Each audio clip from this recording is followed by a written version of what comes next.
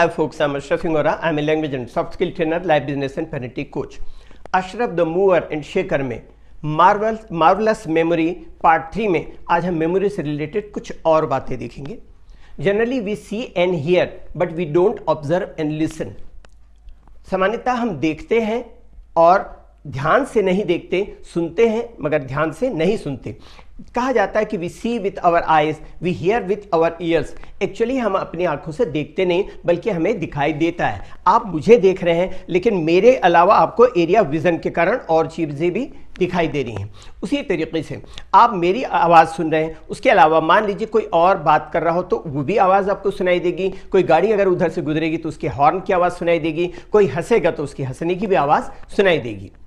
यह आपके बस में नहीं है कि आप इसे देखें, उसे ना देखें, इसे सुने या उसे न सुने. यही वजह है कि हमें देखी हुई चीज़ें और सुनी हुई बातें याद नहीं रहती. इसलिए सी की बजाय ऑब्जर्व करें, हियर की बजाय लिसन करें. हम जिस घर में रहते हैं वहाँ फर्स्ट फ्लोर में जाने के लिए कितनी सीढ़ियाँ हैं, हमारे घर के कमरे में कितनी खिड़कियाँ हैं.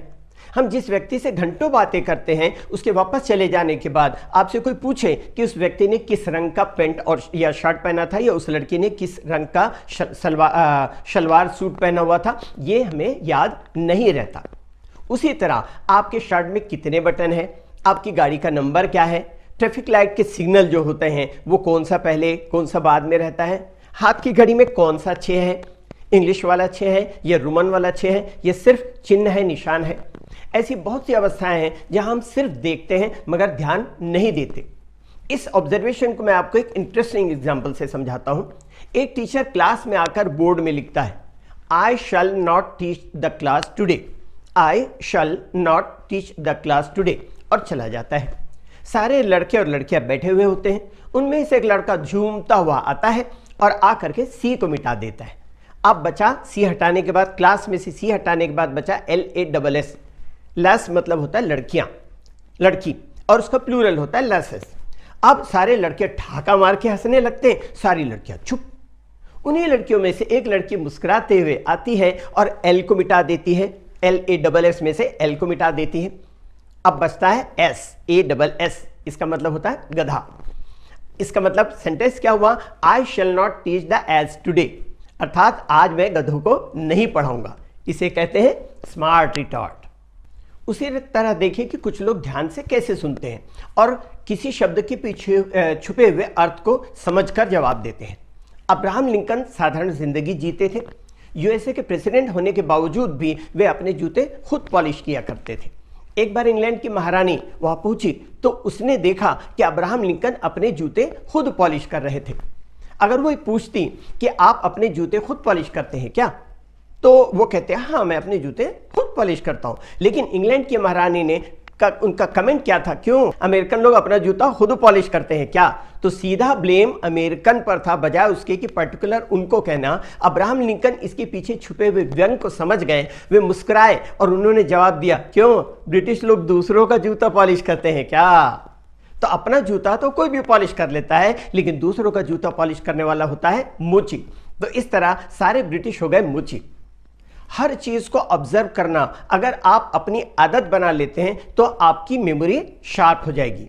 इसलिए आज से ऑब्जर्वेशन की आदत डालिए. जैसे जिस रास्ते से आप जाते हैं वहाँ किन चीज़ों की दुकानें हैं, दुकान का नाम क्या है, आपका कोई फ्रेंड या रिलेटिव किसी पार्टी में या आपके घर आने पर किस रंग का कपड़ा पहना हुआ था, उसका ऑर्नामेंट्स, कोई अगर लड़की है तो ऑर्नामेंट्स या ईयरिंग्स वगैरह क्या पहने हुई थी. साथ में आप अगर उनके घर जाते हैं तो घर की खिड़कियाँ, दरवाजे, है ना, और कमरे का अरेंजमेंट, क्या क्या चीज़ें हैं और कहाँ कहाँ हैं, ये ऑब्जर्व करें. हालांकि सुनने में ये फनी लगता है लेकिन अगर आप इसे आदत बना लेते हैं तो आपका ऑब्जर्वेशन और मेमोरी दोनों शार्प हो जाएगी. इसी ऑब्जर्वेशन पर मैं एक इंटरेस्टिंग एग्जांपल आपको बताता हूँ. The adventure of Sherlock Holmes, आपने नाम सुना होगा. लेखक हैं सर आर्थर कॉनन डॉयल. लेखक के पास एक व्यक्ति पहुंचता है, दरवाज़ा खटखटाता है. लेखक ने दरवाज़ा खोला और उस व्यक्ति से कहा कि देखिए मैं आपको जानता नहीं हूं लेकिन आप जल्दी में हैं, आप शादीशुदा नहीं हैं, आप फलानी संस्था के मेंबर हैं और आप वकील हैं. The person was astonished. व्यक्ति आश्चर्यचकित रह गया। उस व्यक्ति ने कहा कि आप मुझे जानते नहीं हैं, तो मेरे बारे में सब कैसे बता सकते हैं कि मैं जल्दी में हूं, मैं वकील हूं, वगैरह वगैरह, आप मुझे जरूर जानते हैं। तो लेखक ने कहा कि नहीं, मैं आपको बिल्कुल नहीं जानता। इसे एक सामान्य उदाहरण से समझें। मान लीजिए कि आप एग्जामिनेशन देने जा रहे हैं, अचानक आपने देखा कि रास्ते में आपको याद आया, यार एडमिट कार्ड मैं घर पे भूल गया हूं। तो जब आप घर लौटते हैं तो आप दरवाजा खटखटाकर या बेल दबाकर अन्य समय की तरह किसी का आने का इंतजार करते हैं क्या? नहीं। क्यों? आप जल्दी में हैं, आप फ्रिक्वेंटली दरवाजा खटखटाएंगे, खटखट खटखट, ये बेल बजाएंगे, कर्र कर्र, इस तरह। आने वाला भी जल्दी जल्दी आएगा, कौन है भाई बार बार बेल बजा रहा है। या दूसरी स्थिति ये भी हो सकती है कि आपको जाना हो, टॉयलेट जाना हो, देर होने पर हो सकता है कपड़ा गीला पीला हो जाए, तब भी आप जल्दी करेंगे। ऑब्जर्वेशन देखें लेखक का, दरवाजा खटखटाने से लेखक ने अंदाजा लगा लिया कि कोई व्यक्ति जल्दी में है। आप फला फला संस्था के मेंबर हैं, क्योंकि उस संस्था का मेंबर के हाथ में एक बैज होता था, चेन लगा हुआ, तो बिल्ला पहना हुआ था, वो बैज पहना हुआ था। और तीसरा कि आप वकील है, a document was protruding out of his pocket, एक उसके कोट की जेब से डॉक्यूमेंट झलक रहा था, जिससे पता चला उन्हें कि वो वकील है। और उसका कपड़ा कहीं से थोड़ा सा फटा हुआ था, जिससे उसने अंदाज लगा लिया कि वह शादीशुदा नहीं है। एटलीस्ट अगर वो शादीशुदा होता तो उसकी वाइफ उसे फटेहाल तो नहीं भेजती। हो सकता है कि रास्ते में उसका शर्ट कहीं फट गया हो, ये भी हो सकता है।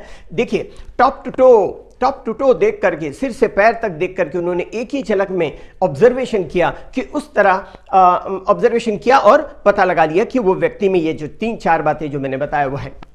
उसी तरह हम बचपन में जिंगलेट सीखते हैं। 30 days have September, April, June and November. All the rest have 31. या इसे हिंदी में हम कहते हैं सी अप जू नो। 30 के बाकी के 31, 28 को फरवरी, चौथे सन 29, इस तरह से।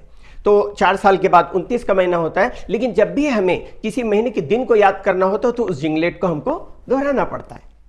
इंग्लिश के लिए आप मेरे channel English breakfast with Ashraf and soft skill के लिए Ashraf the mover and shaker को लाइक, शेयर एंड सब्सक्राइब करें। कमेंट सेक्शन में कमेंट करें, बेल आइकॉन प्रेस करें और मेरी बुक जरूर पढ़ें। Thanks for watching.